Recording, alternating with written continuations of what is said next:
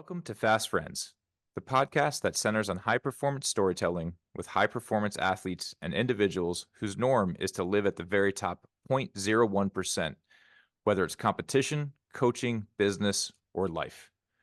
We dive into their stories, how they got there, the journey, and life on the other side.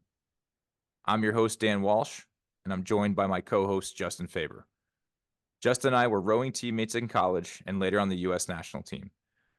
Though we went on separate journeys, since then we've come together to bring these stories to life and share perspectives with our audience as well as our guests. Welcome back to Fast Friends.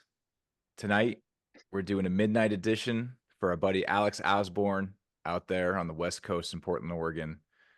Alex is a phenomenal athlete, incredible person, very entrepreneurial, and really made a huge impact when he came in as a young buck to the training center when Steve and I were old men. Alex, it's a really delight to have you. Earning your friendship was one of the really coolest things that happened to me, kind of being an old, gnarled vet and probably an asshole. And to have you really kind of want to be in a boat with me was really cool. And I very often remember how we went ludicrous speed in that 8 back in the day. And so I'm looking forward to hearing your perspective from it all. As usual, we got the team here from Metal, Steve, Luke, and Justin, and welcome to the show. Thank you, guys. It is great to be here. I think back very fondly on those days. It's getting longer and longer ago at this point, but yeah, that was super fun, and so just excited to be here and talk with you guys. A lot of good stuff to cover. Well, that's awesome. And one of the coolest things that I love about this show is Justin's about to remind you of how awesome you are. So Justin, please take it away. Yeah, no, welcome. Thanks, Dan. Welcome to the show, Alex. Obviously, we're psyched to have you on. Just so the audience can understand, who's Alex, who we talking to. So, just a quick bio on Alex, just before we start out, to get into the dialogue. So Alex grew up, California, like, another guy on the show, like Luke. We have a lot of California guys on the show. That's our first major technical error. Uh-oh. Justin froze. We did. Justin froze. Let's see how we do. This is going to test the editing skills. It is going to test the editing skills. Luke, you just on. Yeah, I think we got to start over, dude. My fucking internet just bombed. I'm sorry, man. Oh, you're back. You're back. Yeah, it is. Yeah, kind of dramatic. Yeah, it was. I'm sorry, guys. Cool. My internet just like shot the bed. I don't know. What do you think? But I mean, this is fun. We're gonna have do you want to just go from? You want to just go from the top? Or it? Do it live. Let's have some comedy. Let's have some comedy. Steve, you're the editor, so I'll see what I can do. Let's go. You edit these things? What do you use, GarageBand, or what do you use, iMovie? iMovie. Great. So welcome to the show, Alex. Super stoked to have you. So just for the audience to know who Alex is, Alex grew up outside of LA, went to a school called Harvard Westlake Academy, played golf, played basketball, and even won a slam dunk contest in 2003, which we'll talk about maybe in a little bit. After high school, Alex went on to Stanford, walked onto the rowing team there, graduated in 2009 with a degree in economics. But while he was there, he was on the rowing team, was actually the 2009 Pac-10 Rower of the Year. Later went on to go row in the U.S. national team, where he met the rest of the crew here, and really started his national team experience in 2007, and then kind of competed through 2012 London Games, where he was in the men's quad. During that time, he also won a under 23 world championship at the men's 8 in 2008. As to like moving forward beyond that, Alex, has been in tech sector for a bit. Like I was for a minute. So was at Snap, worked on a bunch of different things from, product safety to gaming development to ad buying platforms. And then now is at Match Group. where he leads product innovation. The other thing that's super cool is Alex is really entrepreneurial. So, founded a company called Happy Cow, which definitely go out to your local Whole Foods or Walmart. It's distributed around the country, but it helps lactose sensitive folks digest dairy, which is super cool. Oh man, Oh boy. it does. It does. We can end on the Happy Cow thing. Eathappycow.com. Check us out. Like Justin mentioned, soon to be at a Target near you. Yeah, no. Somebody in the building is Portland downloading with something hefty. Lives in Portland with his wife Eva, who also was a rower at Stanford, and has two kids, which again is super tiresome as well as incredibly rewarding. So with that, we'll get into the show, and hopefully my internet will stick with us for the rest. Yeah. Oh, Or not. I don't, or not. Man, I can't tell when Justin came back. I couldn't tell if we were in real time or if if he'd entered the time warp and that was just like unfreezing and catching up. Yeah, we're already in the quantum realm because of Google. Yeah. Yeah. Right. You guys got Dude, it. what this- Whoever it is, that they was must be the doing some tests or something like that right now. yeah, that was Bringing the back Max Headroom. That Oh, was the that'd be valiant fantastic. attempt at like I said, the fastest minute. He's given Chris Berman a run for his money there for the roundup, the fastest minute. I have no idea who you're talking about. All right. Chris Berman. Let's talk about I Alex. guess it's time that Justin pays for his own internet and stops using his neighbors. All right. So Alex, you are here. Yeah. Not only because of your past, your present, but also the incredible honor of being an Olympian. And I think at the time that you came into the training center, we were having a huge shift in not only culture, but location, and a huge changing of the guard of a lot of veterans had decided to retire and a lot of young guys had started to come up. And so I'd love to know what called you into rowing, because with an impressive high school athletic career, and being a collegiate rowing coach and recruiting, seeing someone like you walk on campus is just a rowing coach's complete dream. And I'd love to know how Stanford intrigued you into coming into this completely kind of new sport to you. What was that like? Where were you? What did it feel like to be approached on that campus? Yeah. I mean, look, I appreciate everything you're saying about my high school sports career. I think it's kind of interesting because, I've played sports my whole life. Like, it's all I wanted to do, and I've done every sport. I always did as many sports as I could, and I think, my parents always encouraged me to do different things. But I think the reality was that I was I had options, to play basketball at the next level. Would have been you know, low level Ivy League, D2. I love that how you just put those words together. But thank you. I We'll move mean, on. you're welcome. Yeah, thank you. Yeah. Thank you. Yes. I Shout agree. out Cornell. There you go, Steve. Yeah, I mean, look, I think that we had a very, very good high school basketball team. Cornell beat Cal last week, by the way. Are you serious? Yeah. John Jakes, Harvard Westlake. You're behind me. Went to Cornell. Played there. Anyway, and I think we were very good. We had a bunch of very good teams. Won the Southern California regional championship, a bunch, basketball, actually twice in golf. And that was really fun. But I think, I basically had the chance, to go to Stanford, and it was well, I'm not going to be good enough to play on those teams.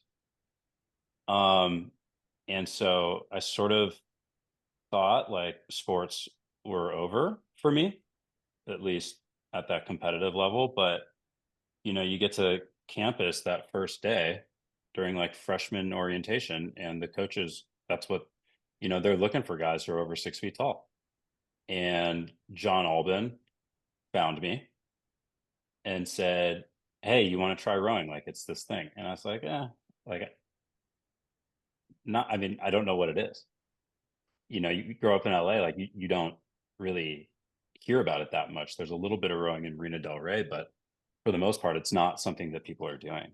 And the thing that kind of like stood out to me was that I remember like getting back to my dorm, and my roommate was a freshman, the goalkeeper for the soccer team. And they had been on campus, for several weeks, so he's hanging out with, the football team, he's hanging out with the volleyball team, like knows everybody, the water polo teams. And I'll never forget, just like he opens the closet and he just has all this like Stanford soccer, like Nike Stanford soccer gear in his closet. And I was like, wow, like you get all that because you're like on the team? He's like, yeah, I get all that because I'm on the team. And that was when it kind of clicked for me, like, okay, like I'm gonna go check out this rowing thing, because John Alban's walking around with the Stanford Nike crew shirt.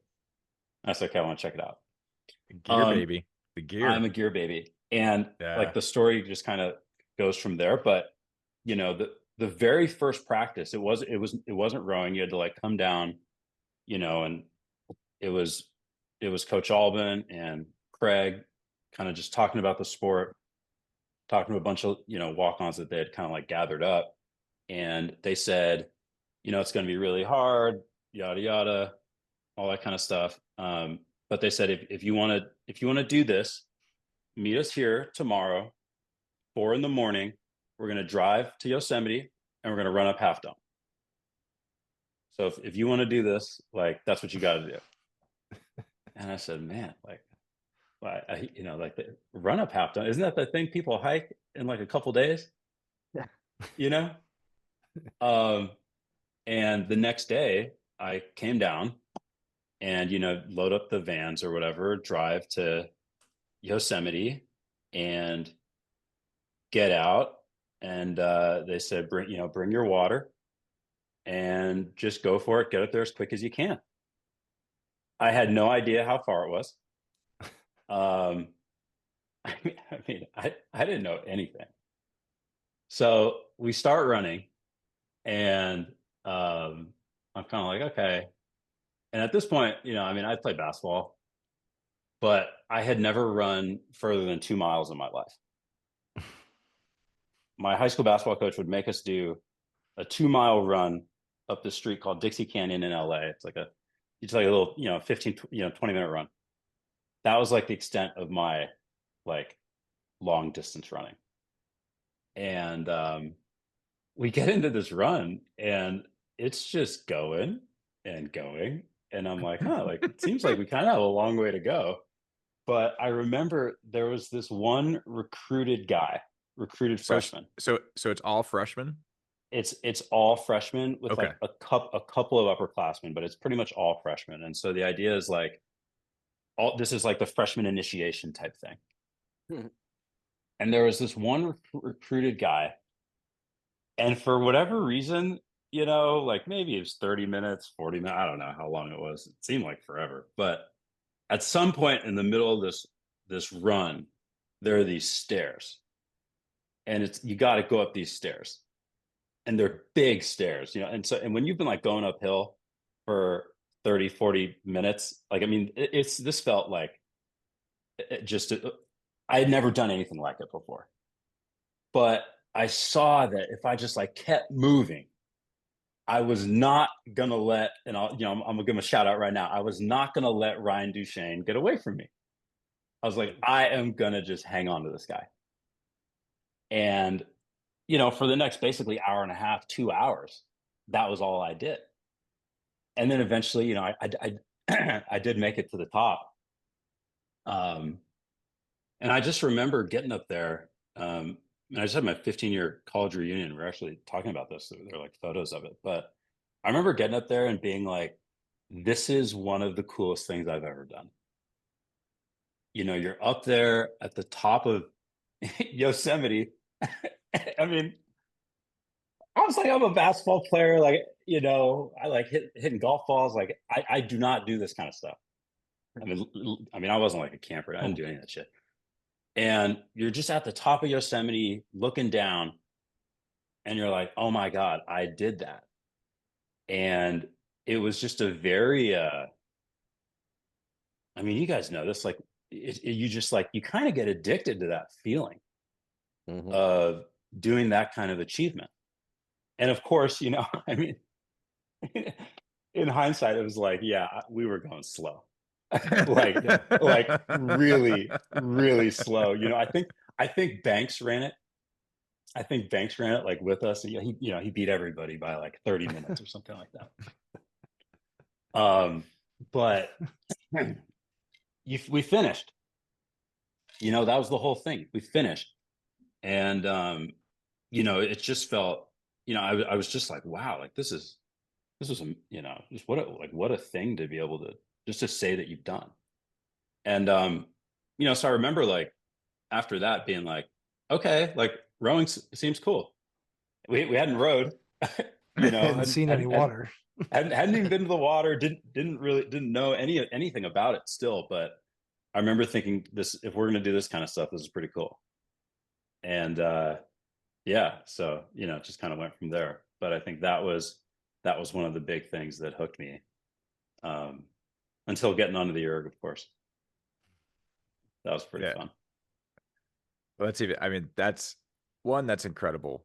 And two, it's funny. You just brought back a crazy memory to me. We did something similar like that at Northeastern. We did Mount Washington. Mount Washington. Yeah. Yeah. The same memory, but yeah. Yeah. Yeah. We did Mount Washington. And so well, it brings back a memory to me, which is that exact memory, because that's the connection, right? With Craig coaching you guys at Stanford, he was our freshman coach in my time, and we did it. That was the rite of passage. That was the introduction. And so it's it's wild. Cause like, as you're telling this story, like I'm right there with my group in the fall of 1997. Like, here we go. Yeah. This is ridiculous. What are we doing? This is crazy. But I had the same feeling that you did, getting to the top, looking around and being like, what?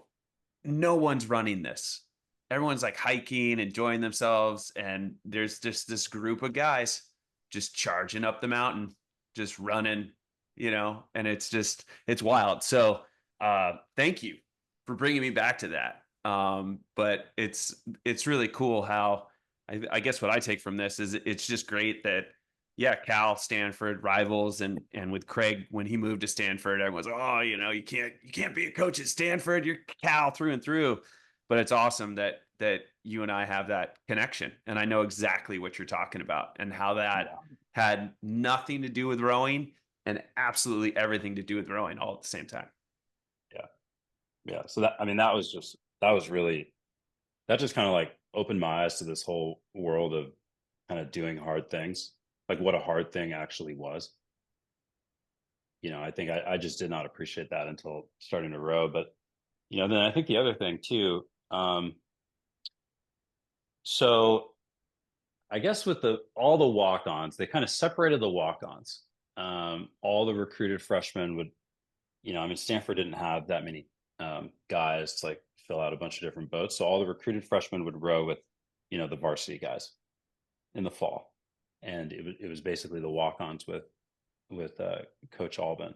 And the first week, we actually didn't go on the water. It was just a bit of erging. I remember the first day, after halftime, it was a tough couple of days. Just like, I remember being so sore. I was gonna say your DOMs must have been through the roof. Just roasted. But yeah, exactly. It's kind of like that Navy SEALs day after that. We're getting there. We're getting there because you have the best story of that one. That's one of my, that's my favorite. I'm excited to talk about that. But that first week, you're just on the erg. So we do the first day, come down, do 2 5-minute pieces on the erg. All right. Next day was off. Day after that, do 1 10-minute piece on the erg. All right. And then it's Friday. And on Friday, you do your 20-minute erg test. And that was like the standard. Craig was like, you have to, Coach All, it's like, you have to do a 20-minute test. And for all the walk-ons, the very first one, he said you had to get 5,000 meters. And if you get 5,000 meters, you'll get the Stanford Nike crew shirt. So like you're on the team. So that's a 2-minute split. Okay. 2-minute split. Coach Alvin also happened to be wearing the Stanford Nike shorts. And I said, Coach, what I got to pull to get the shorts? And he kind of like looks at me. He's like, yeah, you get like 5,500. Give you the shorts, 5,500. I said, what's that? He said, it's a 149.1. And I'm like, okay, 149.1. Got it. And I don't remember what I had pulled on the 2 5-minute pieces or the 10-minute piece. I think it was probably like in the mid 150s or something. But we do that 20-minute test. And I said, I am pulling a 149.1 because I got to have those shorts. And, 20 minutes of struggling go by. And I ended up pulling a 149.1 right on the nose, hit the number. And, he like flip it, whatever. Like, Coach, I did it. We look at the meters. It was 5,499. And Coach Altman goes, oh, okay, you did it. You came so close. Like, I'll give you the shorts anyway. I said, no, I don't want the shorts. Let me do it the right way. And then, the next week I did my 47.7 and I got my shorts, and, it just kind of took off from there. And so I think for me, it was like this bizarre combination of just a desire to like feel like I'm on the team, like in the club, like I'm official, like I'm still playing sports. Because that had just been so big for me my whole life. And then, being able to like push your body and really your mind in ways that just were completely new to me, but just so intoxicating. I think, when you really start to think about how most people just never actually apply themselves in anything. But also your character, Alex, your character of being right that 1 meter. And I think everybody there's here, a lot of guys who would have taken the shorts. There's a lot of guys that would have taken the shorts. Well, yeah. So how many of I us? don't know. How many of Or us have would have had just to dupe? taken them on credit, right? Yeah. He'd be like, "Yeah, I'll take them now, but I get it for real next week." I mean, I knew I had it in the bag the next time, but yeah, I mean, I wasn't gonna take that. I didn't get the number. But That's the character. That's the integrity. That's the of character. I don't know if That's the oarsman. That's the oarsman, right? I think that's the oarsman. rower. Exactly. Yes. I think that's the sport. The No, that's the sport is so pure.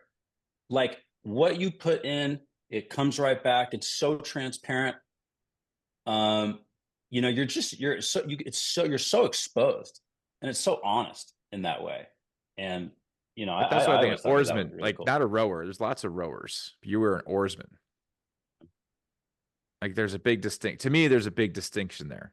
Right? To me, there's a big distinction. And it's like all of us have been duped by the split being right and the meter being shy. Yeah.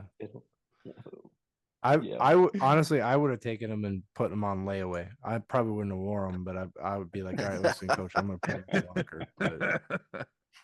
But yeah, that surprised me. Steve, he was only 3 days in, man. Yeah. Like, Yeah. 4 days Now, if you count were Alto. Were you the fastest recruit? Or sorry, No, walk on. on. Yeah, fastest walk on. There was one other, yes, and there were only 2 walk-ons that broke that broke 2 minutes. Me and one other guy, and the other guy, he hung around for a couple of months, but ultimately did not. I don't think he made it to the winter. I actually don't really even remember. But what do you think the difference between you and him were? Why did you stay and why did he go? Well, I think like when you're just getting started, you get so much better so quickly.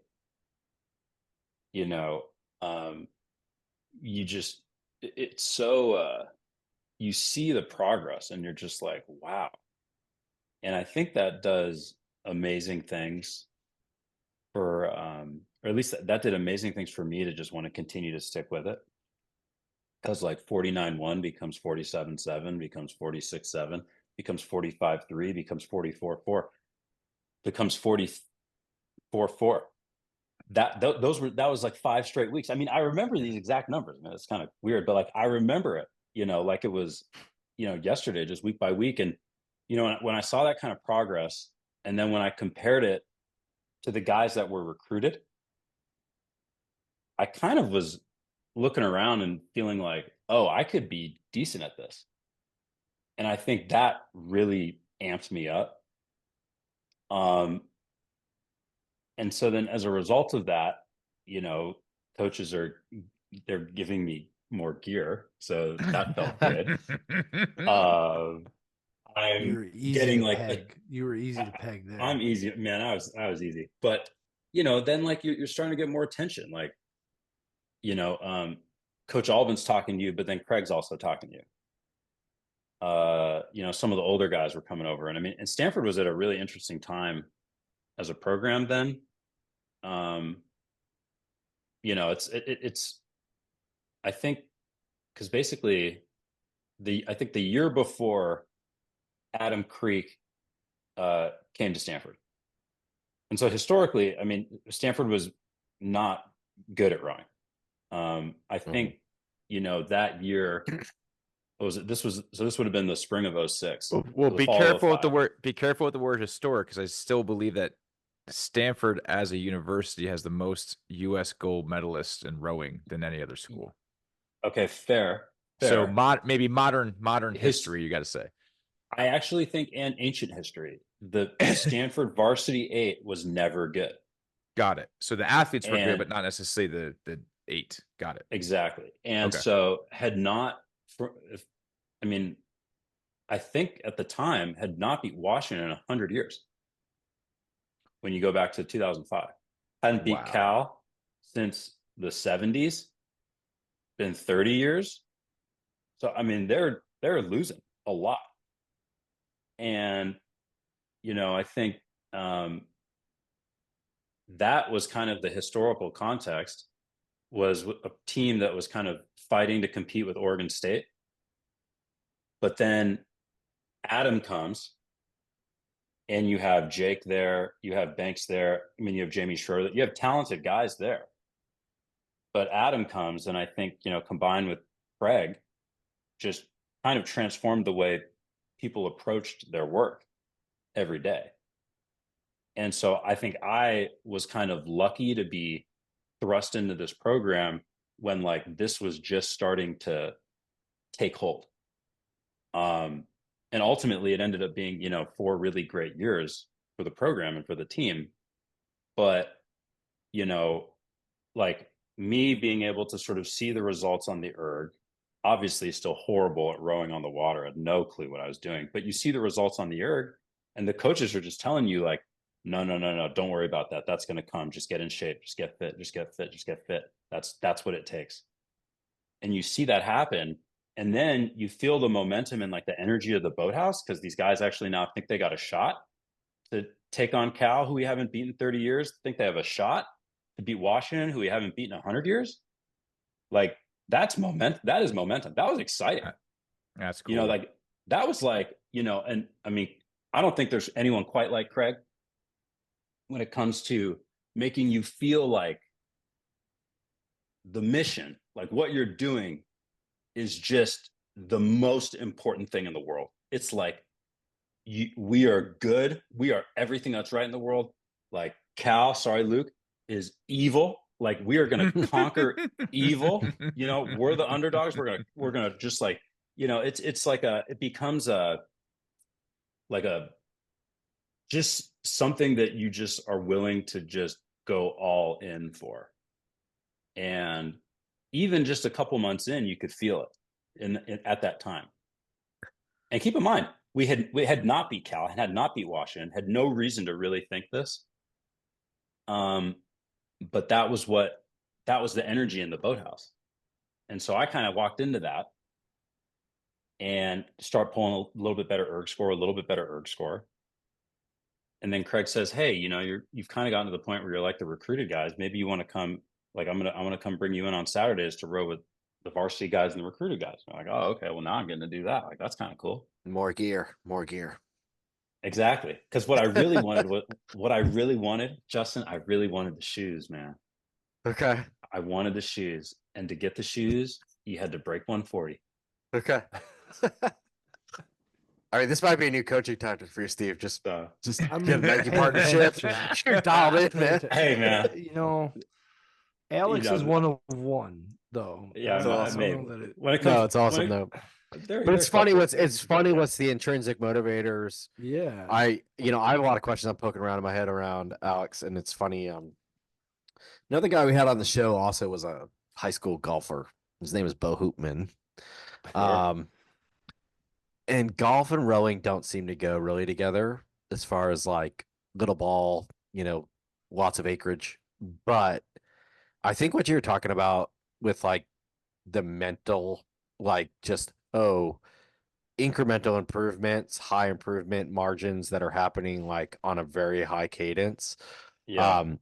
is Yeah. very intoxicating, especially I believe, and I'm a recreational golfer. I was never a serious golfer. Like that doesn't happen in golf. Like, it takes No. years and years and No. years to see marginal improvements. So I think Yeah. that I could see that being very intoxicating for you coming from Yeah. that background of like, Yeah. Yeah. like the improvement scale is like really fast. On top of obviously like compared to like, hey, I'm mixing with Yeah. recruited guys. I was a walk on. There's Well, there's swag involved, whatever it is. I But I think the golf piece actually is really important. Like, and we talked a little bit about it with Bo, but like I think it's an interesting piece. Well, golf is really, I mean, golf is fascinating because at some level, it's like the polar opposite of rowing. And Yeah. I actually think I found a lot of freedom with that. And I'll tell you about Mhm. that in a minute. But at a technical level, I actually think it's very similar to rowing. 100%. When you talk about the golf swing, the intricacies of the golf swing, controlling an object, like placing it, like all that stuff is leverage, it's very similar to how you think about hitting a golf ball. Mhm. I think the difference with golf is, basically 95% of the time you're just in your head and you have your thoughts. And, the challenge with golf is like, it doesn't really matter how great your swing is and all that kind of stuff, but it's like, can you just like be free and swing free? Mhm. The mental aspect of it. I think the thing that I found most and frankly, like with my golf game, that has always been what held me back. Um, you know, Go out, shoot 65 in a practice round, then come back and shoot 85 because like Yeah. you're just getting in your own way, and then you don't Sure. care because you're out of the tournament, so you go out and shoot 70, and then you like qualify for something, and then you go out and shoot 88. Like that was my golf game. I was a basket case on the golf course. And I think what I actually discovered with rowing, and I think this is probably the case with a lot of aerobic sports where the gun goes and you sort of just go. You don't have time to really think. You just react and start moving. And I actually found that all the nerves would just instantly go away. I remember like before these erg tests, just feeling like the most, and before races, like the most intense butterflies. Just so much like like you're just like so wrapped up in that. But then the moment, like you see the flag go or whatever it is, you start pushing, and it's just gone, and you're just reacting, and you're just being athletic and moving and going for it. And that was like really quite freeing for me, I think, from like a competitive standpoint, because I felt like, this is a sport where, um, the mind, uh, you don't just have all this idle time to just get in your own way. Sure. Yes, super interesting. So at what point did, like, fast forward a little bit, right? Like at what Yeah. point did Yeah. Craig like say, hey, like, so you made it through freshman year, and Yeah. I Yeah. mean, Yeah. come back if there's anything you want to hit on, but like at what point did Craig like, hey, like, I want to send you east, like, He, for a summer, like, yeah. So by yourself, we like, we we basically, okay, so if you fast forward a little bit in the year, like call it like the middle of this, toward the middle of the racing season in the spring, they've beat Washington. The varsities beat Washington, beat Cal, won San Diego. At this point, it was like, oh, Stanford's pretty good. Like, I'm going to send a bunch of guys to U23s now. So we got to do a 2K erg test. And so that meant me on like the freshman team, we were horrible. I get to do a 2K erg test. Craig told me, he said, all my walk-ons who break 6'10" go to the Olympics. So break 6'10". And I pulled a 609.8. And so then he said, all right, when the season's over, we're going to get you set up in the summertime. And he told me how all of his best guys would take an erg home for the summer. And you do 60 minutes in the morning and 90 minutes in the afternoon. And I said, coach, what? I said, what are you talking? I'm not doing 150 minutes of erging a day. He said, okay, fine, just do 10K. I said, okay, I'll do 10K. Donnie actually did the 60-90. But then the other thing that he worked out was, he said, of course, Donnie did. yeah, exactly. The other thing he worked out was, he said, you're not just going to be erging all the time. There was another very good freshman who's actually in the varsity, who we all know, Mark Murphy. Murph. And Murph was in Wisconsin. Wisconsin has this great summer rowing program, with Coach Clark and all the stuff that they would do there. Camp And Randall. Craig said, Camp Randall, I want you to go out there for a month and just row with those guys.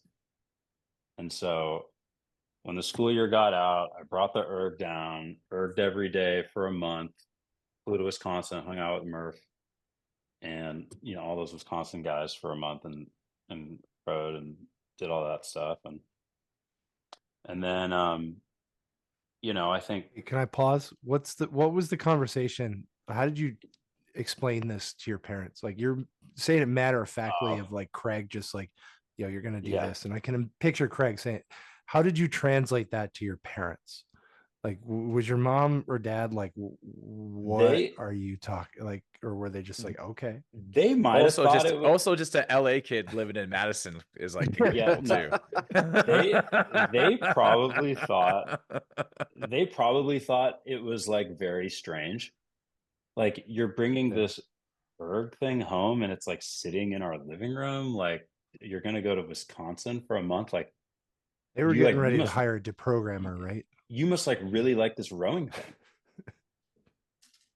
But I actually think, I mean, look, they've always been so supportive of everything that I want to do. But I think that if you were to ask my mom this, she probably would tell you within, honestly, after doing the Half Dome thing, she probably would have said, I knew that you were hooked. Because it was all I would talk about.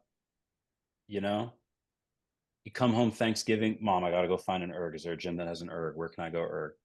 Come home winter break, Mom, we can't do this. I got to get a workout. I got to go for a run. I got to erg.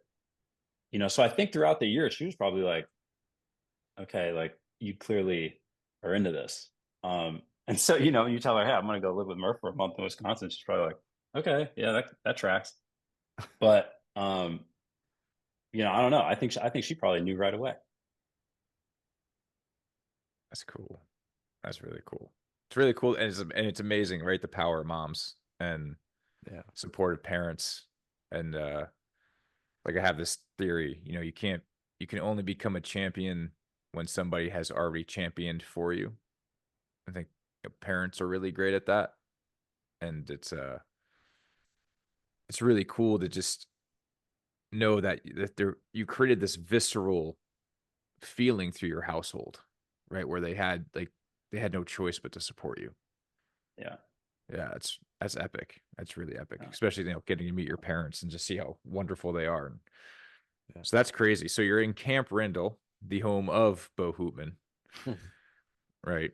And you're with Murph, who is who is another phenom. The name is like starting to matriculate up to the training centers that Stanford has these guys. I had known Adam from competing against him at the top level because he was he had been an Olympian at that point. And was he, because this was what, 07? This would have been 06. Oh So 06, yeah.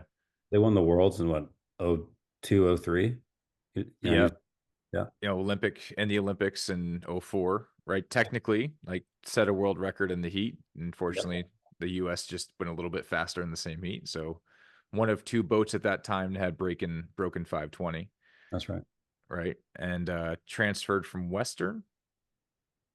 You're maybe UVic, yeah. Yeah, but transfers in, and Or I UBC. remember seeing that from afar, from kind of getting to know Adam and be like, wow, Stanford's about to change. Oh yeah. Right. Because Adam's the type of person, athlete that changes the momentum of things. And like you said, the other people that you mentioned there, Jay Cornelius, Olympian, right?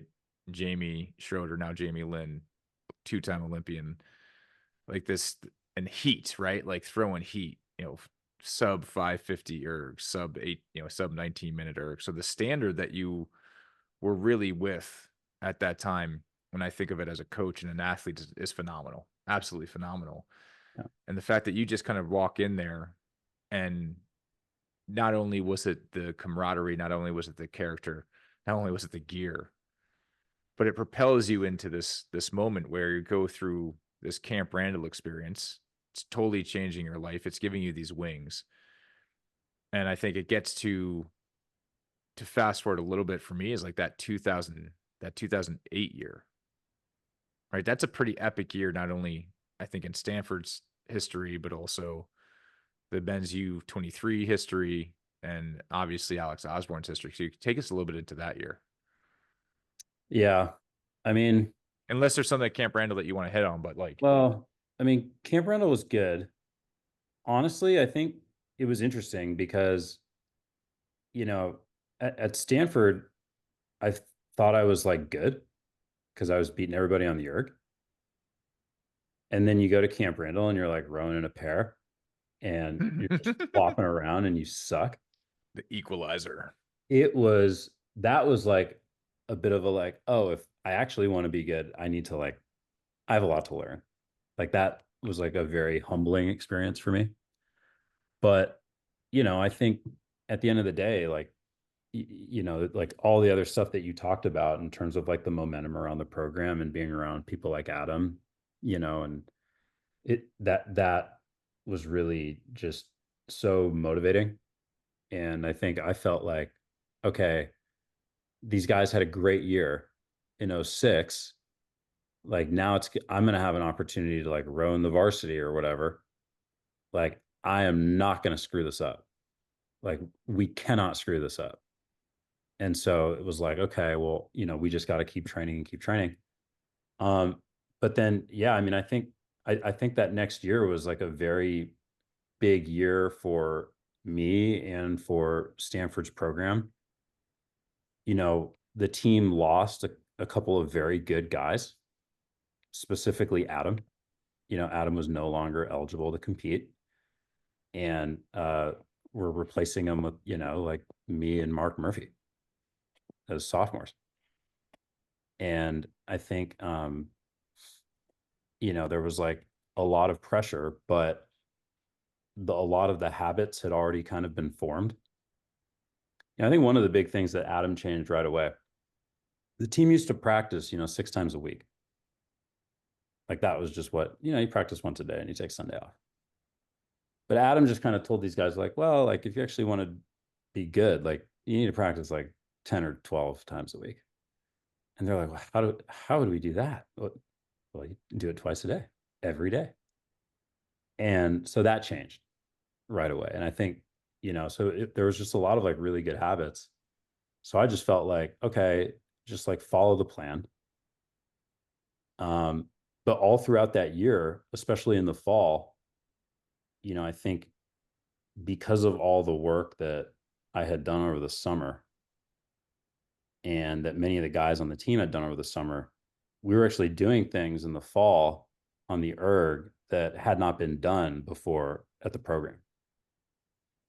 And so those types of things continue to say, just be those like little data points that kind of kept kicking the momentum up and just like keeping like the vibes going and, keeping things really positive. And we just kept going forward. But, I think the biggest thing that probably happened in 07 was, we ended up having like 8 guys realistically who were going to be in the boat. And, we were a young team, but I remember that very first race that we had. It was at the Copley Cup in San Diego. In the heat, someone's oar fell out of the oar lock. It was this disaster race. We like scramble, like barely make it into the final. But then we're in the final and we're basically racing Cal. And it was like my first big race in the varsity. And I just remember Craig saying like, look, forget everything else. Like you've done the work, just trust the work and just go out there and do it. And we go out there, gun goes off, race starts, and we kind of just got ahead and just sort of stayed ahead. And I remember it feeling like very easy. Like this is easy. Like we could do this all day. And then I think in that moment, like actually beating Cal myself, that was like oh wow, like we can do this. But I think the other thing that was really interesting about that year was despite that like early success, we were terrible most of the year. Like we won the Copley Cup, beat Cal. We raced Washington. We might have lost by 7-8 seconds. We go to Pac-10s. We lost to both of them by like 7-8 seconds. We were like struggling to stay ahead of Oregon State. I mean, it was bad. Like it was really quite bad for a couple of months. But then, I'll never forget, we like, we go to the IRA and we're racing on Lake Carnegie, training with Washington, Princeton, the Washington varsity, the Washington JV, the Princeton varsity, the Princeton JV. We're doing pieces, like 500-meter pieces. And we're last. We're losing the JV boats in these workouts. And so it was like a very like nervous time for everyone. Mm-hmm. Everyone's fighting, everyone's yelling at each other. Like it was like a really shitty time. I don't think we necessarily had the like maturity to deal with it like quicker, which is why it just kind of like lingered and got worse and worse as the year went on. We had this great start and then like we're just like kind of like going slower and slower. But anyway, it got so bad that like, I mean, I wouldn't say it was like a fight, but there were like definitely some starting to get pretty aggressive with amongst ourselves. And we actually told Craig, we said, Craig, we got to switch it from starboard stroke to port stroke. Just flip it. And we literally came out the next practice, same kind of workout, and we win it all. We win all the pieces. And so like literally on like a dime, and this is such a strange thing because like I've always thought of rowing as like a, you kind of are you are the speed that you are, right? But with our boat that year, we were just so all over the place, but like instantly kind of fixed it. And then, we end up going to the IRA, kind of carried the momentum, and we end up getting second place. And we tied Harvard, lost to Washington by like half a second or something. It was close race, really close race. Epic race. Wasn't Epic 7 race. seconds. Epic race. And that race, I mean, there were so many things to take away from that. But I think as a result of that, then a bunch of us got invited to under 23s again. Yeah. And so I was a sophomore.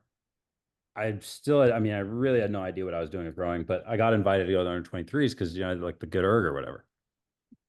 And I remember Craig told me, he basically told me when I was like leaving to like go to Dartmouth, he was like, look, like, it's going to be a good experience. Like, you're probably not going to make the boat, but like, just, use it as a tool, like just, size these guys up, like learn what's like, right. I was like, okay, like, thanks. Like, he's like pumping me up. Like I've known for 2 years, everything he says is like, you're the man. Da, da, da. And he's like, no. You're like, no. Like, don't worry about it if you don't make it. But I get to go. Murph's there, Silas is there, Nate's there.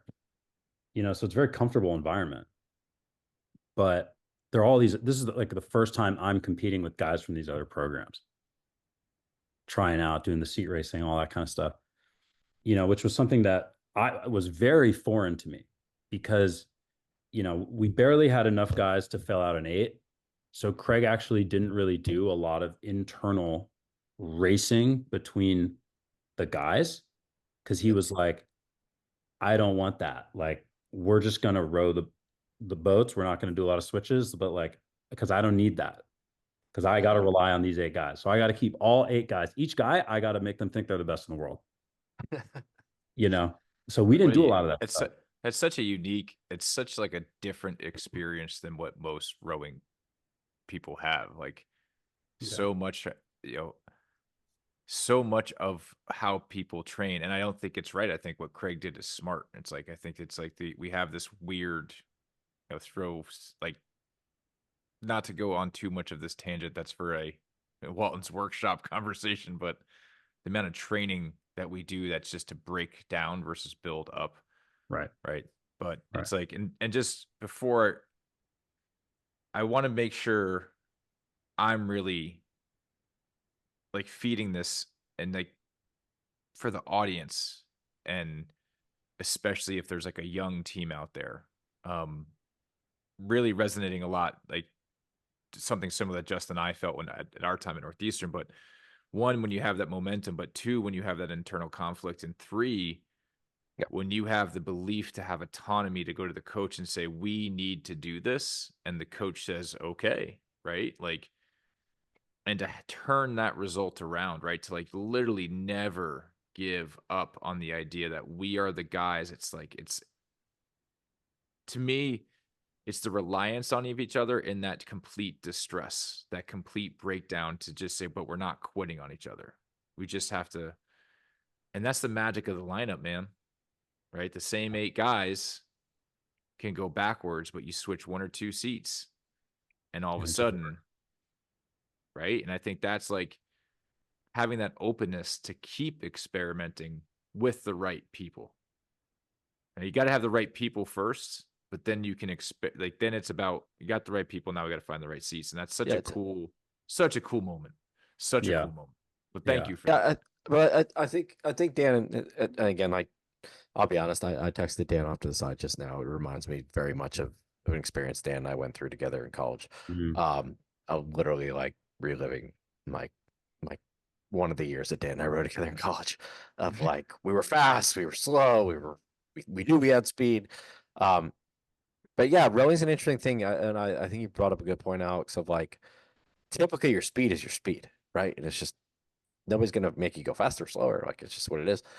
But I think that it also is, it's about the team sometimes where, look, there's, like I'm not a rowing coach, but that said, there were certainly times that Dan and I had this discussion years ago about like, you don't have to like all the guys that are in the boat, but you do have to make sure that the guys that are in the boat make sure that the boat goes as fast as it can.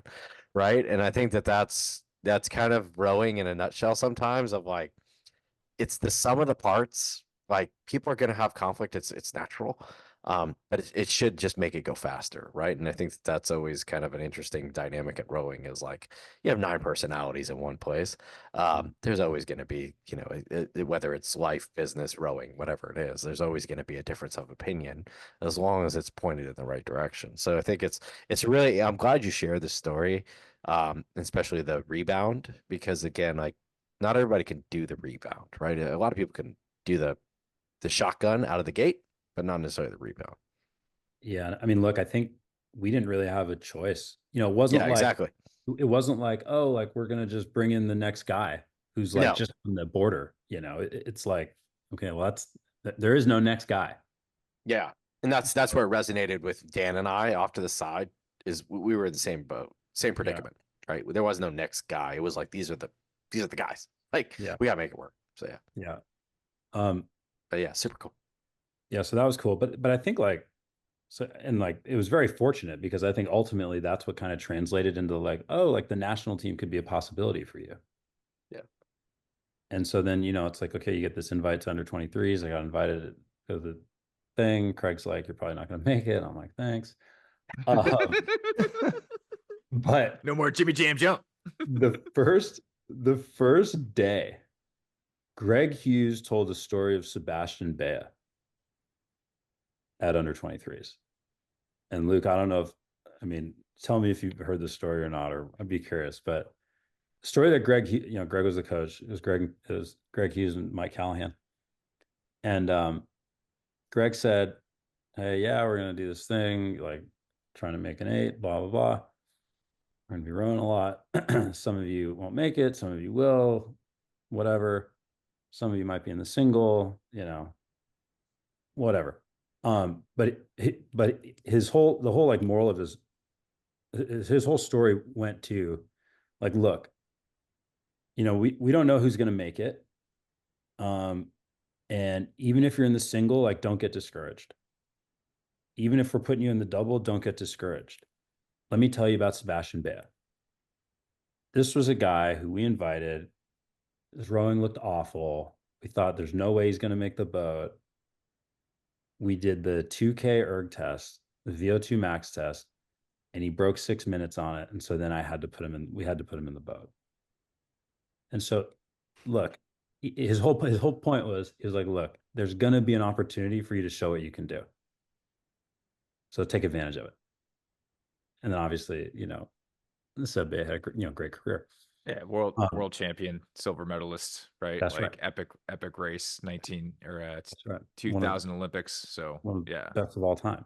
And but so like that really stuck with me because I was like, oh, like, huh, like they're making me row this double thing. Okay, like I'm not in the 8. Like, okay, yeah, that's cool. So like I got one shot. And we ended up doing like that VO2 max 2K. And I knew like very clearly, very explicitly that like I need to do well on this thing if I want to try to keep rowing, all summer and make this team. And so that was a big moment for me. And I ended up, the erg test itself, I like don't remember particularly well, except the very end. I was like trying my best to hold on to break 6 minutes, and Fritz told me to stay long. I was like, rowing like quarter slide at the end. Well, it was like just kind of a mess. It was a blur. I ended up pulling a 5:59, like 0.8 or something, like just barely beat it. And and then after that, they took me out of the double and they put me in the 8. And I think I'm actually quite certain that had I not done that, I don't think I would have made the boat. I'm not sure that the next year would have worked out the way it did. And I don't know I don't know what would have happened to me rowing wise.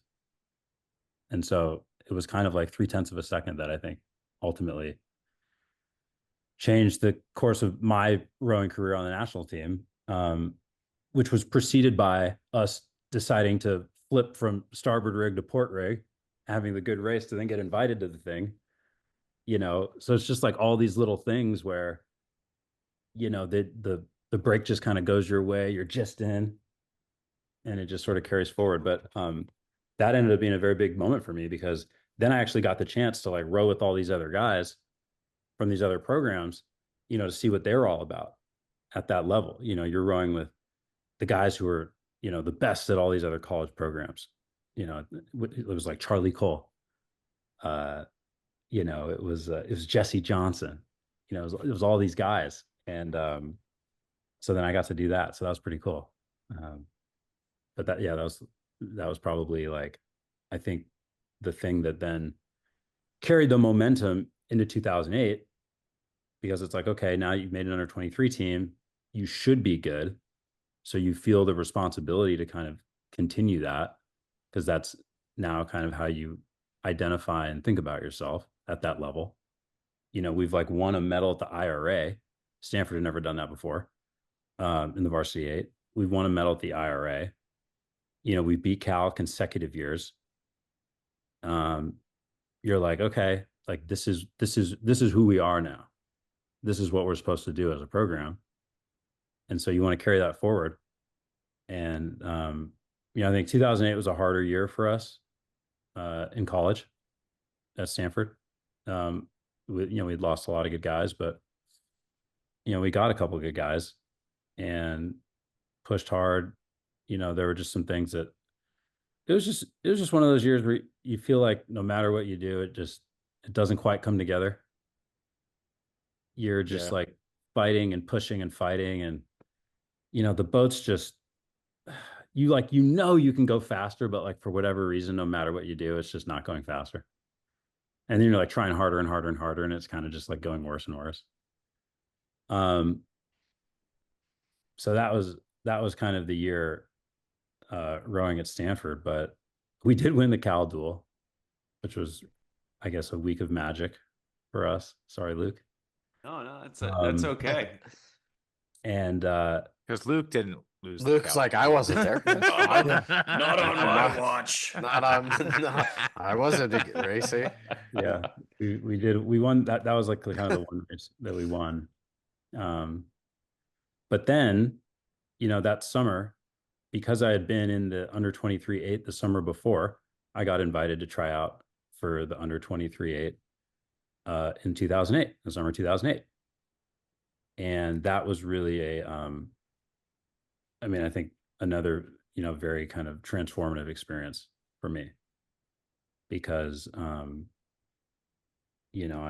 kind of got back there. We had gotten fourth in 2007. Disappointing result. I think those of us who came back, I think kind of really had a chip on our shoulder. Wisconsin had an excellent year. They won the IRA that year. And so they had a bunch of guys at the camp, who were very good. And, they were beating everybody by a mile all year. So they just had a ton of confidence. And as we put together that under 23 boat, it just felt different. It was like the boat that I rode at Stanford the year before was like the fastest I'd ever gone. The moment we started rowing this boat at the under 23 camp, it was like, whoa, this like, I've never felt something like this before. Like, this is pretty fun. Like, this is faster. And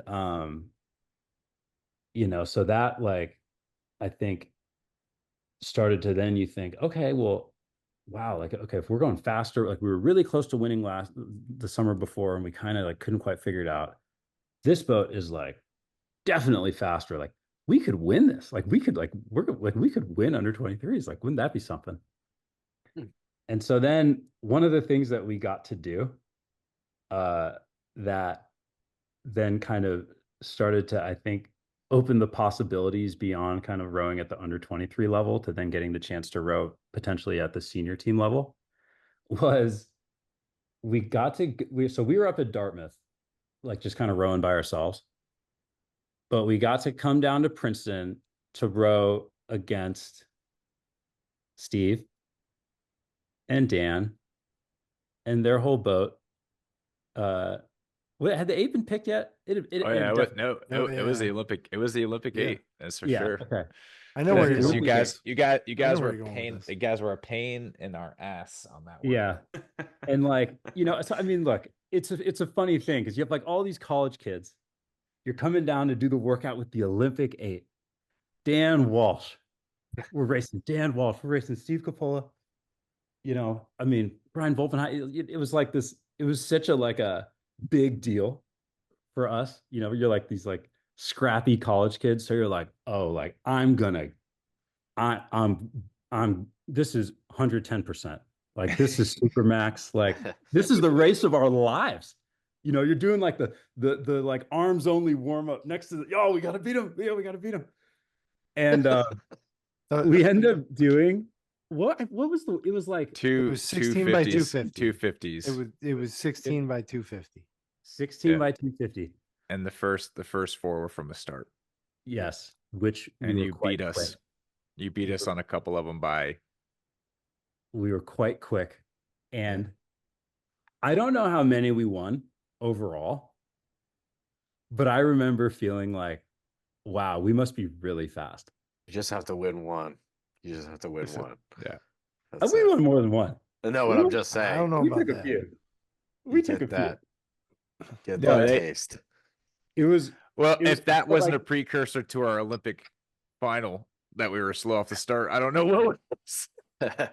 Maybe that Yeah. should have been the canary in the coal mine. maybe, but Yes. I mean, Yeah, no, obviously, you guys. you're in the middle selection. You're grinding. Like you're like, oh, I gotta like row against But these college kids. but here's perspective, right? Right. Here's perspective. That was a really great tradition of the US national team at the time, right? Where we knew you guys were going. A lot of us had been in that position, and it was always organized to have that happen on the worst day for us, right? Like 3 days, tired, exhausted. Mike is just like berating us about everything, and you guys are coming off on like a rest and a taper, and like it's kind of like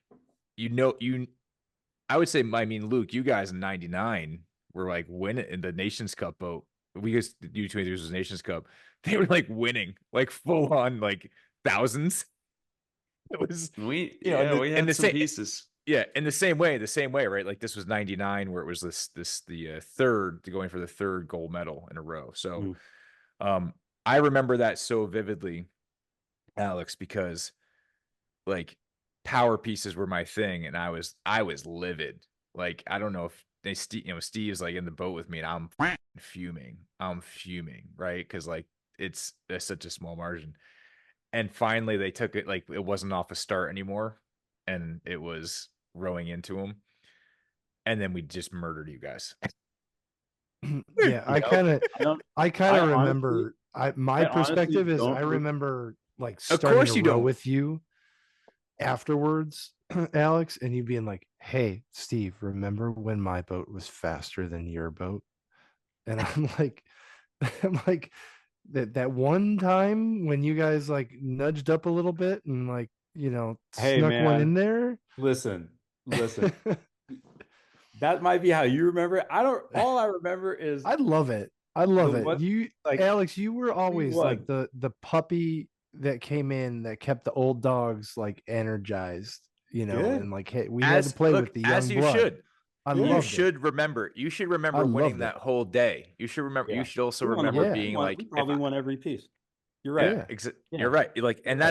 that's how you should remember it, right? Like that is the purpose of that day, is for Yeah. you Yeah. guys to say we just beat the US Olympic 8, right? That's right. And it's like to really show the audience like what competition is, like competing with somebody, not against, and what it means to be in an environment like that. Is one, we needed that because we were Mhm. getting a little cocky, right? We were getting a little cocky being the Olympic 8, being named and all that stuff. And because of that, that boat went on to go 154 for 750. Because we were so pissed that we lost That's not to the split. That's a U23 guys. time, by the way. That's a time. Yeah. right? We That's went not a on. We split. went on to go. We went on to go 355 for 1500. Yeah, it's pretty You know, good. we went Welcome. on to we went on to like Yeah. pulling like, okay, how low can you get the split and breaking 110s? You know? Yeah. And it was like, because you guys then went on to win worlds. And it was like, yeah, right? Look at those guys. Look at these young guys. These are the guys that we want. Like, this cycle's over. We need that. Yeah. So like I'm so happy. Like, I think you should say you beat us on 100 pieces. Who cares? You know, we're all old now. But yeah, that is a distinct shared memory, man. And Yeah. you know, not to take the cat, you know, like I said, like you guys went and won and you crushed it. And that takes you right into, like, as it should, one done well, into the senior team. Right. Yeah. And that's when I got to really get to know you, right? Is like, you Yeah. guys brought that confidence of, man, we should have been the Olympic 8. We're here now. You know, I mean, it was like such a, you know, you go out, you have a day like that, whether you win one piece or, you know, maybe 6 or 8, like I remember it, but regardless, The whole day. You won the whole day. it gives Yeah. you that confidence. And then, you know, so I think, you know, we line up at that under 23 race, and I mean, from the first stroke, you're like, okay, like this is easy. And, you know, I think we ended up having a great week. You know, it was very successful. We won by a lot. And then, you know, I think at that point, because it's like, okay, now like the Olympics are over, and I mean, obviously you guys did well. You know, I think we were kind of like, oh, okay, like what's the next step here? 2009 is a 2009 is a funny year though for US rowing. Right? Let's just Yeah. you don't have to go into the details on that one if you don't want to. Well, I mean, look, I think the reality is like you're coming off the under 23 win. It's a post-Olympic year. There's a new coach at US rowing. Yeah. Right. Mike is no longer the coach. Tim McLaren's the coach. A lot of guys post-Olympic year, they cycle out. So it's just natural that now there's like all these spots available. And there were people like coming out for these spots that, I mean, you know, like there are opportunities for people. And so as soon as, you know, I think as soon as we won that under 23 race, I kind of knew in my head, like, oh, like I might have an opportunity to make the senior team next year. Don't know where, don't know if it's realistic, but you know, I'm probably gonna have I might have an opportunity. And it was actually kind of fortunate because that fall, Craig made us row singles every day. We did not row in like sweep boats all fall. Not one, like one, maybe one time, but we were basically, he made us go in the singles every day, which was ridiculous. I mean, he bought, you know, he had like 20 singles, you know, 15 singles or whatever. So everyone would go out in a single. And for the first couple of weeks, I mean, it's just like survival. Like people are flipping, they're running into each other, you know, crashing into I mean, just like crashing into the shore. I mean, it was just really kind of a circus. And I remember being like, why are we doing this? This is kind of a joke. But what ended up happening actually, it was that Tim McLaren would come out to some of our practices and watch us scull. And Craig would have us do these pieces where and I think it's probably hard to imagine if you haven't kind of like rowed it where Stanford rows, like kind of in the South Bay.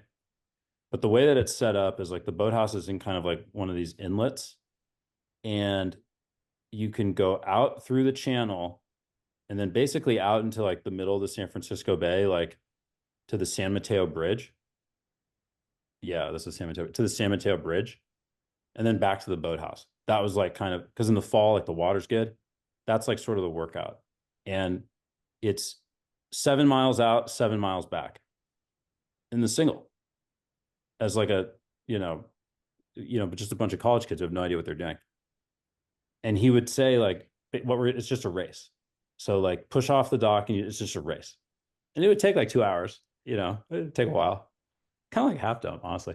But Tim would actually come out and watch us. And he would occasionally bring some of the guys that he had rowing at CRC to compete with us. And me and Murph would win these pieces. And so with Tim being like the new coach and him having seen us a little bit in the fall, it was like, oh, okay, like I want to try to include you and give you an opportunity in the summertime. That's crazy. I never knew that's how you guys got invited. It was a chaotic year. That's for another fun time to go into, because I think that transition from your perspective is really interesting. Yeah. But what I think is really amazing is that Craig gave that opportunity to you, because to your point, like that next quad was a lot of change. And I think this is a high performance show. And what we really want to highlight is like, it's the behaviors that lead to that, right? It's the high improving behaviors. And so, you're in this, and to show you where there's so much room to improve, like the singles you said is a circus. Here's a bunch of IRA medalists. Here's a bunch of U23 champions. And yet now they can't even row singles without flipping. And it shows you just like how difficult the sport is as you get to the top level. And, to me, it's like, as we went through that quad, unfortunately, the U.S. rowing and their decision making made it more difficult for us to get consistency than ease, and it took that capitalization off of that success from 08 and just made the deficit even bigger. And I think a really cool thing to me was, one, I took that summer off from racing in 09 because Bo and I tried to row the pair and he got hurt. And so didn't really come back into the team until 10. And that was a long year because of Carapiro. And so what I remember coming back into 10 is that you guys really were like, because a lot of us take a year off or we just had to come back, is like, no, this is our house now. And I really remember like coming in back into that and like feeling like you were going to make me like kind of earn my seat. And I really enjoyed earning it back.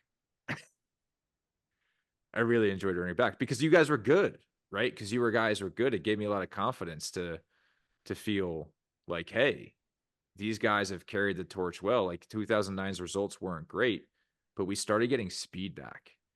And then once we kind of all moved back to Chula Vista and kind of had some gears, we started to see that speed in training. And I was always curious from your standpoint, like, what did that feel like as we were starting to go into like 2010 and 2011? Like, because to me, it actually feels a lot like what you described at Stanford, where we would have these hot pockets of world-class speed, and then outside factors would disrupt it. I mean, we were inconsistent, but as a group, yes, across the board. Yeah. Across the board. It was like, there would be stretches where you're like, wow, like this is exceptional. And then there'd be stretches where you're like, man, we couldn't row our way out of a paper bag. Yeah. And so like, I guess my question, to be clear with the question, is, as somebody who is, and we'll get to your Olympic race, but I think this is really important for the preface of this to see how difficult it was for you to make this Olympic team, right? Yeah. So in the quad, you're so experienced now in things. What do you think was the deficit that made us inconsistent? I would love to know that from your perspective. I mean, look, I think that, 2010 was a weird year because, like you said, it was a long year. And I think that, because in that summer, I was in the 8 at the World Cup. We did okay. And I just remember throughout the course of the summer feeling like I was dragging more and more and more versus kind of stepping up and like getting stronger and stronger and feeling more confident and more confident. It was kind of like the opposite. And I think initially I kind of thought that was like a fitness thing. Like, oh, I'm not fit enough. But I think it was kind of just like a immaturity thing and lack of experience in terms of like how to like manage my emotions. You treat every practice like it's your last. Like, especially if you have a longer year, like you're gonna burn out, dude. Like you're rowing against adults, like I mean, Olympic medalists, like these are guys that know what they're doing. Like if you're treating every stroke in the warm-up like it's your last one, like you're not gonna make it. I mean, especially if the worlds are in October. And I think that I personally felt like I kind of just really ran out of steam in the summertime. Um and just kind of struggled. I just remember those days where, there are times where you're really feeling good about your momentum. The alarm goes off, you wake up, you're like eager to get to practice because you're like, okay, like I'm feeling this, like I got my routine, like I know the plan, I know the plan. And I just remember more and more as that summer went on, feeling like, like I gotta get up and go, like I remember dragging, and I remember there were quite a few guys that, at least maybe some of the younger guys that were feeling that. And I think that is a bit of a lack of experience, knowing how to manage yourself. But so yeah, I don't know. Like that's kind of like what I think it was for me. And so then when I did not make the team for Carapiro, um, I mean, I kind of reflected on that for a while, but I didn't really have that much time to reflect on it because Steve, you said, look, man, meet me in Chula Vista. We're just going to start working out 3 times a day. And I said, oh, like, that's like what we should do? He's like, yeah, that's what we should do. And I'm like, okay.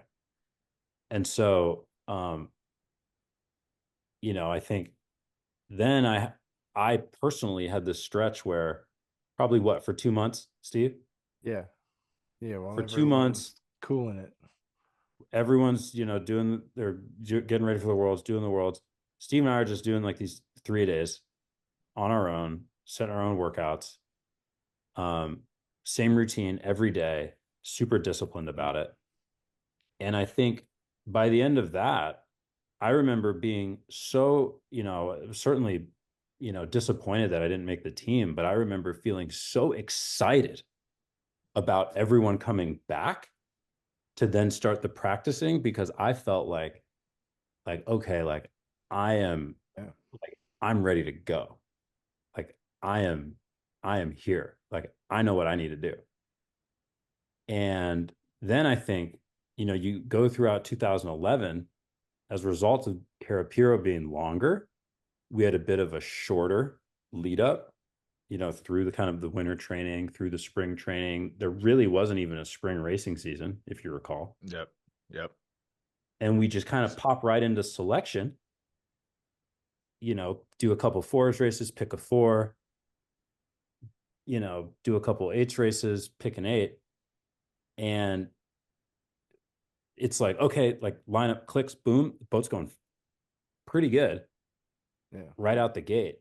And, I think a lot of that is because with a bit of a shorter season and, there really wasn't that like kind of emotional fatigue that have maybe weighed on quite a few people in the previous summer and fall. But, I don't know. I think it was a hard thing at the time. Like I was so new to the process of like training at the national team level, rowing at the national team level. I think I didn't like reflect on it in that way. I was sort of just going, just kind of doing what I was told, really, at some level. And I think that the funny thing about that experience was that the 2 months where I felt like I had total control over what I was doing, Steve, like that time where we were just rowing together 3 times a day. That's actually when I felt like I was maybe the best that I ever was, which is a funny thing. I don't know what that says about what we were doing. but I don't know. You're rowing with the baby Peaked Steve. It might have just been, Yeah. Dan, we're discovering my transition to the pair whisperer here. Yeah. Well, I Right? mean, look, The Padawan becomes the master. yeah. Well, I think that's it. I think in order to really become an Olympian is you have to have the confidence to be able to take somebody under your wing, right? You got to think you're that good that somebody can learn. And I just really trying to be mindful of where we are is, Alex, like I was on the team for so long, but that 2011 8, was one of my biggest heartbreaks. That so you Steve and I are on because like we went to Henley, and pulled the Germans who hadn't lost a race all quad, and you were in the bow for that boat, and like just so like with them toe to toe, couple seats down the whole race, and being like coming off of that and be like, yes, we got this. And doing that training camp and going to Lucerne, going into that heat, and then being closer to him, right? Closer to him. And then getting to the final and be like, yo, we've arrived. We are the men's US 8. We are back on par. And like, We're back. and then, and then getting pimped at the line by the Brits and the Dutch, right? And being like, yo, what happened? And without going too much into the sad part of Bled, but it's kind of like what I felt in that moment, and you and I have talked about this numerous times, was this, you really just kind of tied this whole thing together with me, which is crazy about the show, is the difference is when we went back from Lucerne and Tim asked us, what do you think we need to change? And it was like, I think we need to test some of the people, right? And I've talked to the people in the boat about this, like personally, who I thought was ready and who I wasn't, as an old grumpy vet. And we just didn't test it. Right. We just didn't test it. And then we went to the training camp in Munich, and then Tim made some decisions that like he really eroded the trust, like as a coach. Like I don't think it was an intent, but I think what I felt was Tim made decisions that made this trust erode in us. And we didn't have what you had at Stanford, was that autonomy to make a decision of why we wanted to make that boat faster. Right. And I think that was the really heartbreaking thing, as we got to Bled and kind of were flat, and like everything went wrong. Everything went wrong. Everything that could have gone wrong went wrong. Yeah. And I guess that's kind of just how it plays out. But I think you're right. It's weird to think about the fact that I felt like I had more agency and control at Stanford after having rowed for 18 months to dictate our destiny than I did after rowing for several years, being on the national team a couple of years, winning under 23s with some of the best rowers in the world. It doesn't make sense. It didn't make sense at the time. And I don't think it will, but what I do think is amazing is that you redeemed yourself. And I want to hear from your perspective how you went from, and I'll make the sting because you're not alone here. You got your two brothers with you that were there too. We did make history at Bled as the first men's USA to not qualify. Yeah, we did. For the Olympics. We did. Story. Right. And unfortunately for the guy, routine. and that's the thing, is like, it's like, so to me, the relief of that is like, that's a system problem, not an athlete problem. No, right. That's a system problem, not an athlete problem. Yeah. And I think that, we diverged at that point. I had the worst year of my life that was the beginning of the worst year of my rowing life ever. My last year of rowing was ever. So I don't even want to go there because it's a different time, different story. But you have this redemption arc that is one of my favorites in the sport. Right. And I would love to hear, as best as you can, like, just take us from coming home from Bled, making the quad, and put us in that seat, right? Put us in that seat of Alex Osborne making not only the team, but in a completely different discipline than what you've been training in. I mean, it's a wacky thing when you put it like that. Because when I was going through it, I mean, I was just trying to say, okay, look, like I made this bet. I wanted to make the national team. I'm doing it because I want to compete at the Olympics. You want to represent your country. You want to compete in that race. You want to win that race. You want some of the gear. All, I mean, all that's of good that. gear. That's really good. It's good gear. It's as good as it gets. That's the top. That's the creme de la creme. But that is 12 was really good gear. Yeah, 12, Yeah. 12 was really good. Yeah. I mean, 8 was better, whatever. Anyway, you want to do that. And so I'm coming off of this situation thinking to myself, I'm not thinking like, oh, we didn't qualify the 8. Like, Jesus, like, what does that mean for, I'm thinking like, okay, like, how am I going to make this team? Like, what am I going to do? Like, am I going to like have the fall of my life and like get into the mix for the 4? Am I going to hang around and have another shot at the 8 and we're going to go pick the boat early? That'd be cool. Do the selection thing. We can win it.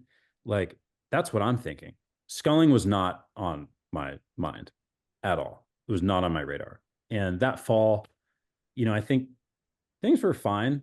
I was like going along. I was doing fine.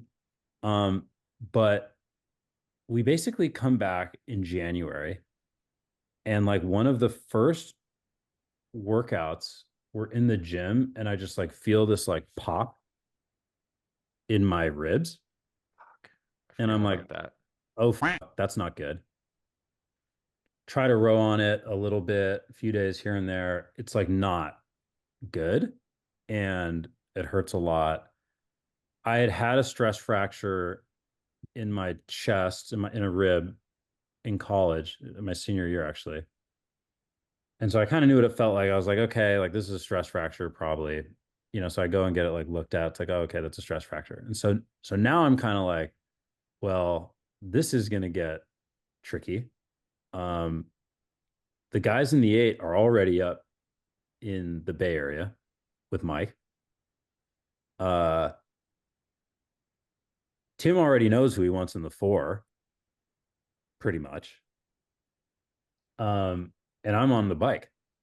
Like, this is not a good situation for me.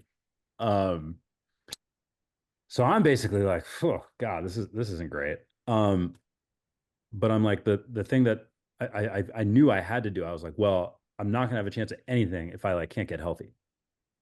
And if I keep trying to row and it just gets worse, I'm definitely not going to make a boat because I'm just not going to be, the athlete I know I'm capable of being. So I was like, this has to heal. And so I basically took probably like 5 or 6 weeks on the bike. Like, I remember, I mean, That's a lifetime for anyone that So doesn't yeah, know. just give about us selection, the that's a timestamp lifetime. on that though, Alex. Just It's in like- the it's continuum of the selection, right? Because I think that to Dan's point, like this that's is an eternity in the That's cutthroat right. of every stroke is your last I mean, mentality. at this point, this was the first or second week of January, the Olympic year. Yeah, So, I mean, you're 6 months away from the Olympics right. until,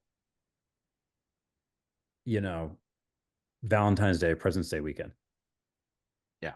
And I remember in January, it was like end of January, everyone was together at Brioni's rowing.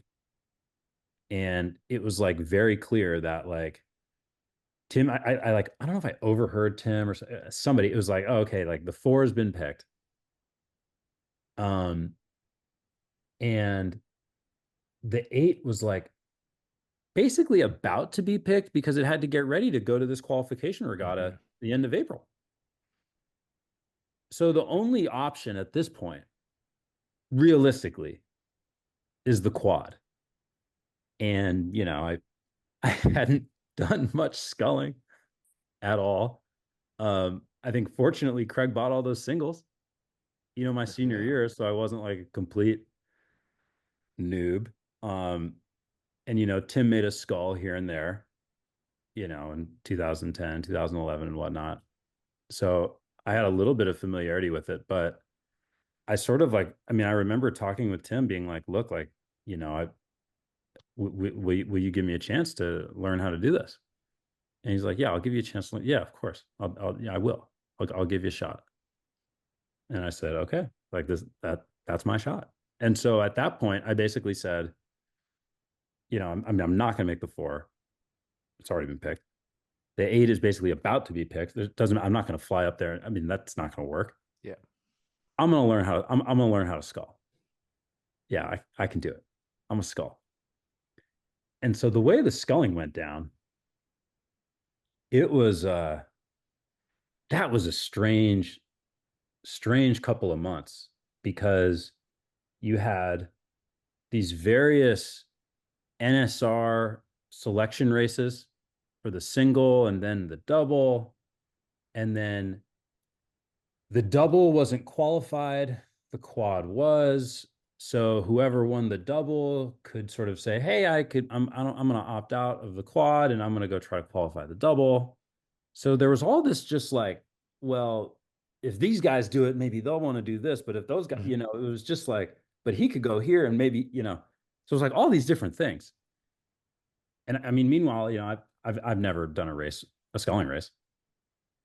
So it was just minor detail. It was fucking. This just makes it so much more Didn't incredible. we drive This some makes it singles so much up more to incredible. Newport Aquatic Center in 2010? Didn't we? Oh, you're didn't we right. do- You're right.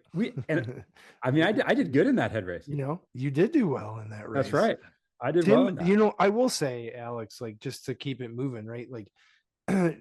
Tim always had a soft spot and it must be from for you sculling. He always trusted you. I shouldn't say soft spot. He always trusted you, it seemed to me. And it's probably because of all the, him coming out and watching you at Stanford, right? He had a little bit of a sense. So I think it does connect and it does link. He did always, from my perspective, he seemed to always trust you. He told me one time in 2010 when we came down, I was rowing at Stanford with Murph. We were kind of rowing the pair every day. We came down, Murph and I hopped in a double and won all the pieces. He did tell, he told me, it wasn't me and Murphy. He did. I do remember him telling me, he was like, hey, I really think you should skull.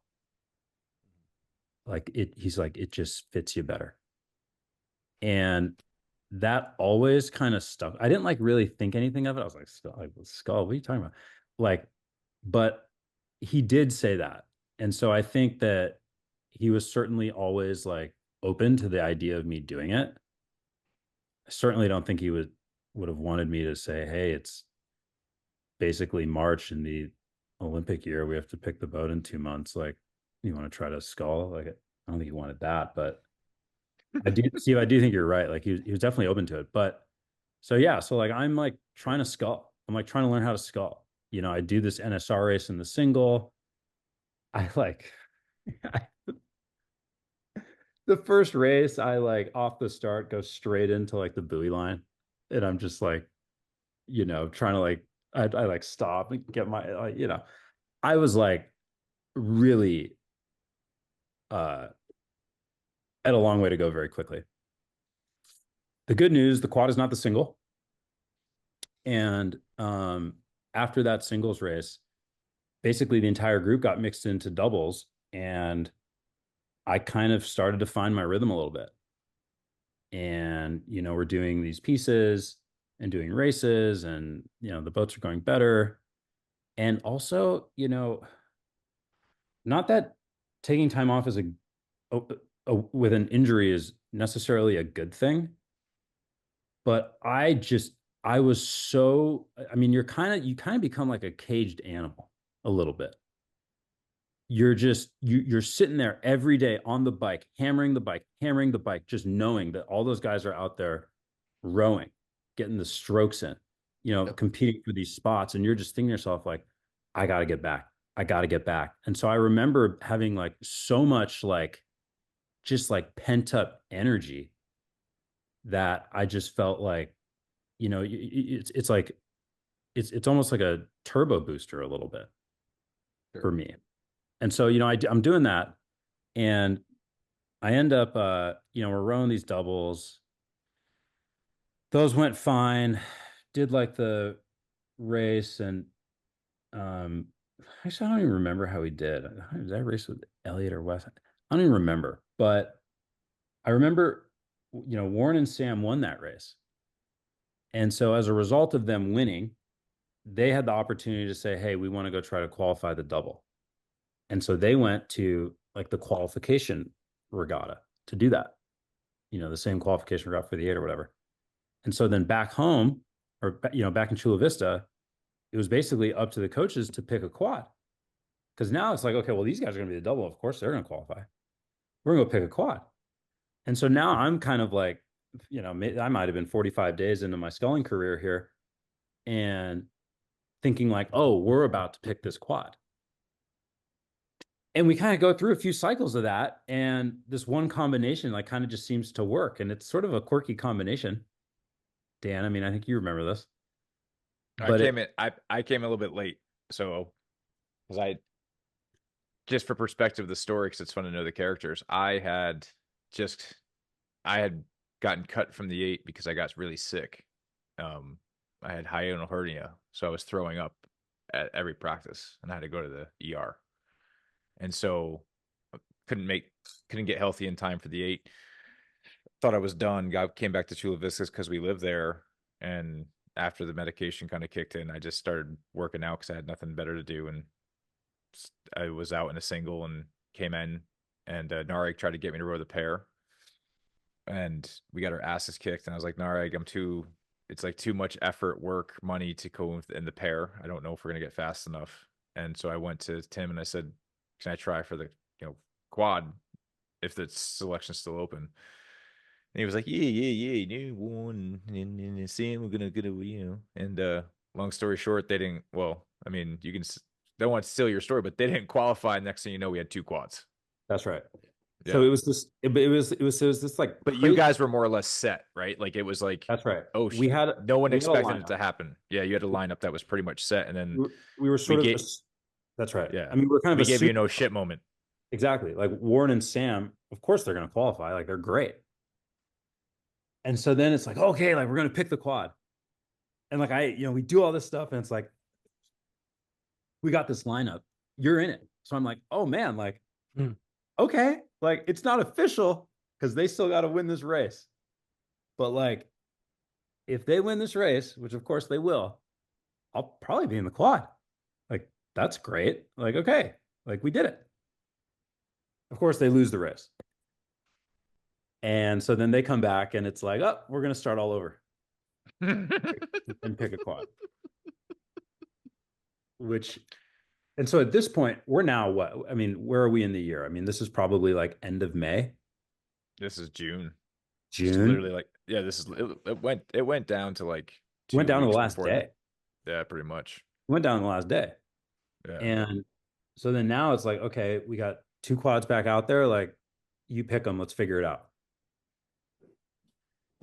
And, it's just such a freaking roller coaster because you're like thinking back like a year before, you're at Lucerne in the heat with the Germans in the 8, thinking you're going to beat them. Then you're like back. Then you're in Slovenia and you suck. You make history.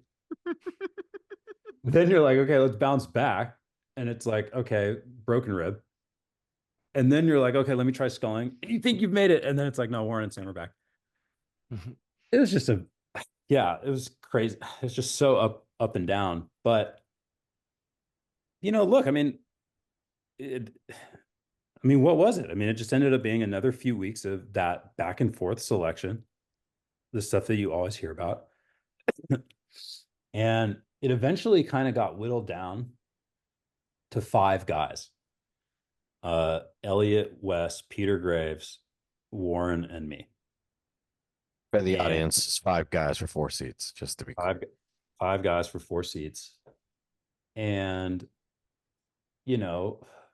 I remember one morning we went out, did 1,000-meter piece with me in the boat. Coaches say practice over. We're not going to have practice this afternoon. Come back next morning, do 1,000-meter piece with Warren in the boat. Same thing.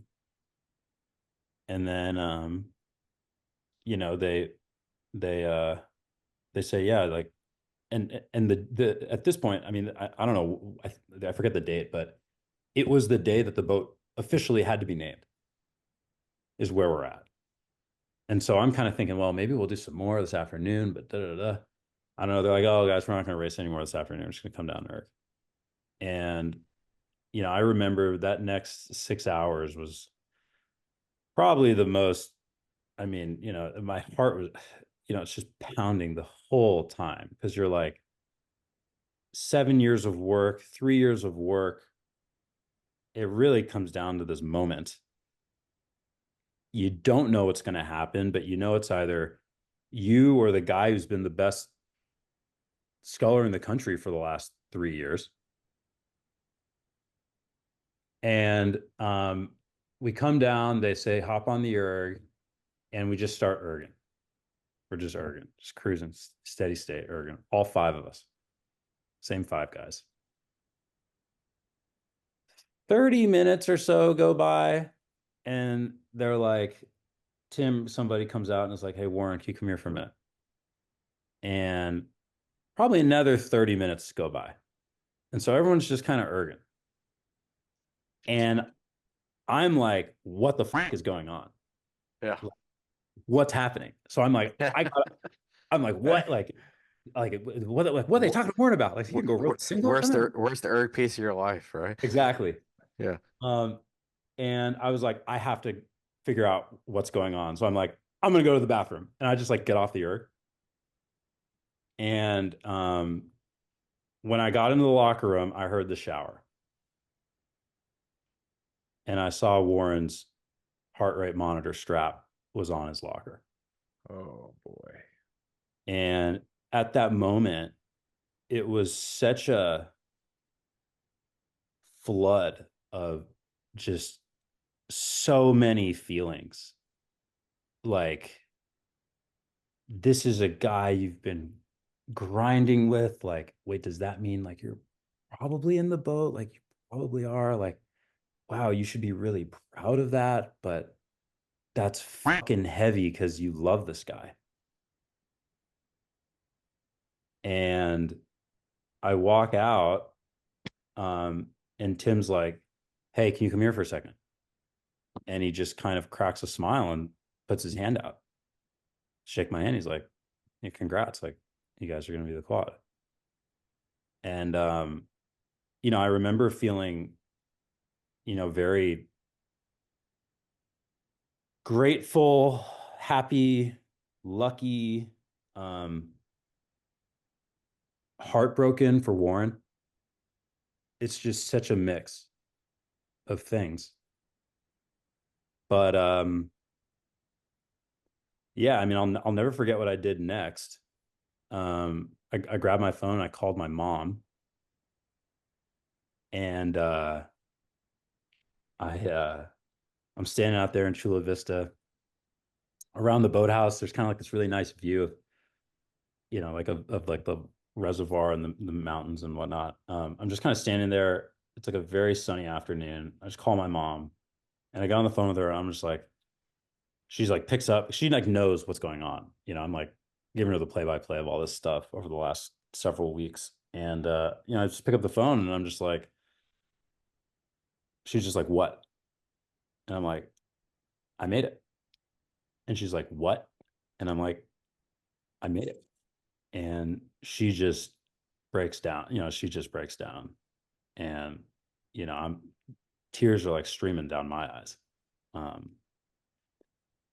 But, you know, I think maybe the best part of my rowing journey, certainly one of the most memorable moments for me, was being able to call my mom in that moment and share that with her. The day you became an Olympian. Yeah. Yeah. Alex, this is so beautiful that I would love to ask you to come back for part 2 and Great. leave the crowd waiting. Yeah. To hear how you went from walk on, a pair of shorts and a t-shirt, IRA history making boat, not only for Stanford, but for that epic tie, to U23 champion, beating some Olympians maybe once or twice to 8 times along the way, to being in one of the most tumultuous transitions of of a rowing governing body, making the men's 8 a fast men's US 8, which is no easy feat, right? It's no easy feat to make that boat as the ultimate seat race, to having a disaster of a world championships, to breaking a rib, to becoming an Olympian and telling your mom, I can't wait to hear the rest of how you not only got to London, I want to hear about the gear, but also how you've taken all this and applied it to what you do now. And there's just so much more that we need to hear from you that if you're willing, I'd like to stop here and do a part 2. Let's do it. That's all for today's show. Fast Friends is a Metal Factory production. All opinions expressed are our own and those of our guests. If you like our show, follow along or subscribe with us wherever you get your content and podcasts. Thanks for listening.